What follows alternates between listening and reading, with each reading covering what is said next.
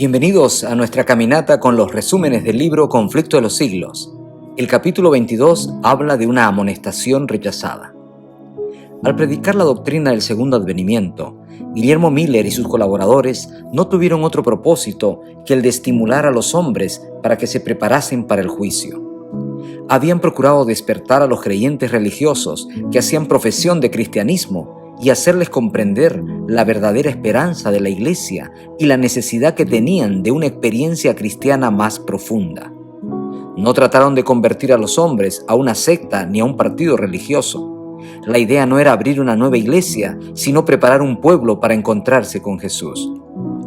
El problema es que los pastores se opusieron a este movimiento y negaron a los miembros de sus iglesias a asistir a las reuniones que hablaban del advenimiento.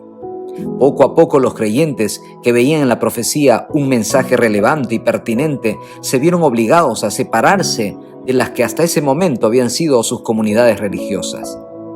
El rechazo al mensaje de preparación por parte de las iglesias tuvo consecuencias. Elena G. de White afirma algo que me llama mucho la atención.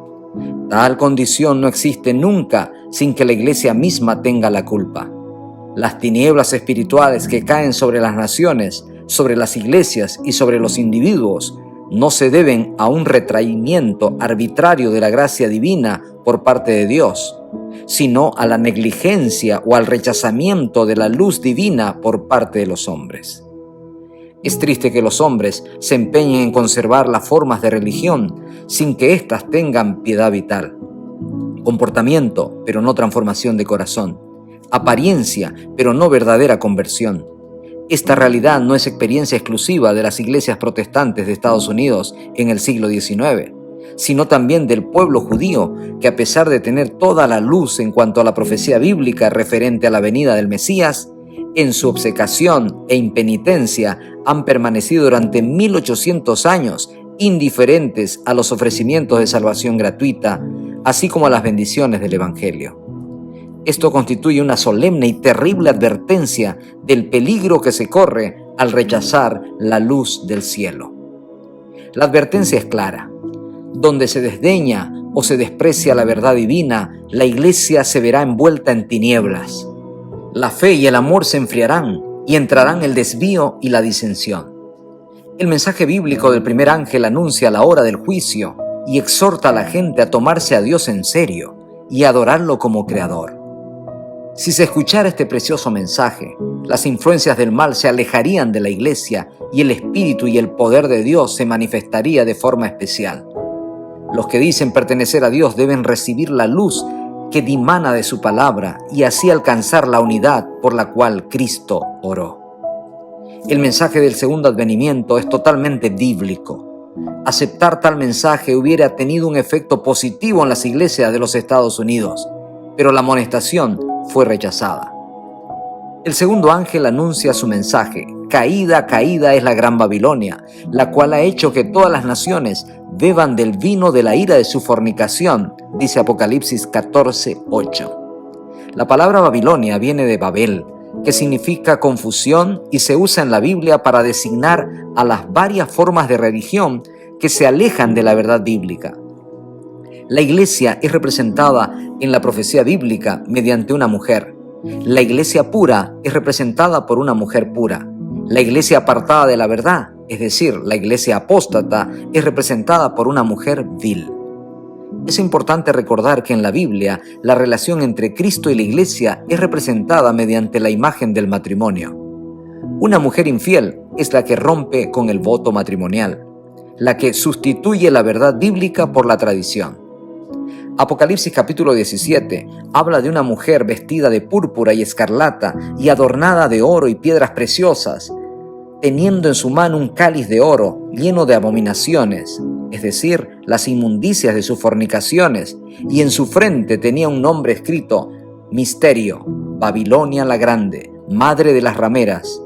Una mujer que además se dice que está embriagada de la sangre de los santos y de los mártires. No es difícil identificar a esta mujer. No puede ser otra que Roma. La púrpura y la escarlata, el oro y las piedras preciosas y las perlas describen la magnificencia y la pompa de las que hacía gala la arrogante iglesia romana. una iglesia que ha perseguido a los discípulos de Cristo y se ha aliado con los poderes políticos del mundo. Se dice de Babilonia que es madre de rameras. Es un lenguaje fuerte. Estas hijas siguen en mayor o menor medida las enseñanzas o tradiciones de la madre. El llamado a salir de Babilonia implica que hay una mayoría de discípulos de Cristo que todavía están en un lugar del que se debe salir.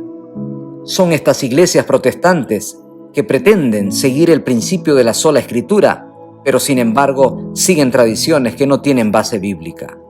Elena de White afirma algo que es más actual hoy que nunca. Está de moda en el mundo hacer profesión de religión. Gobernantes, políticos, abogados, médicos, comerciantes se unen a la iglesia para asegurarse el respeto y la confianza de la sociedad y así promover sus intereses mundanos. Tratan de cubrir todos sus procederes injustos con el manto de la religiosidad. Pensad en todos los escándalos protagonizados por supuestos creyentes evangélicos que han alcanzado puestos de poder.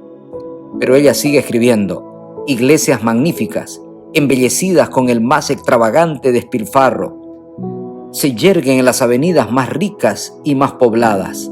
Los fieles visten con lujo y a la moda.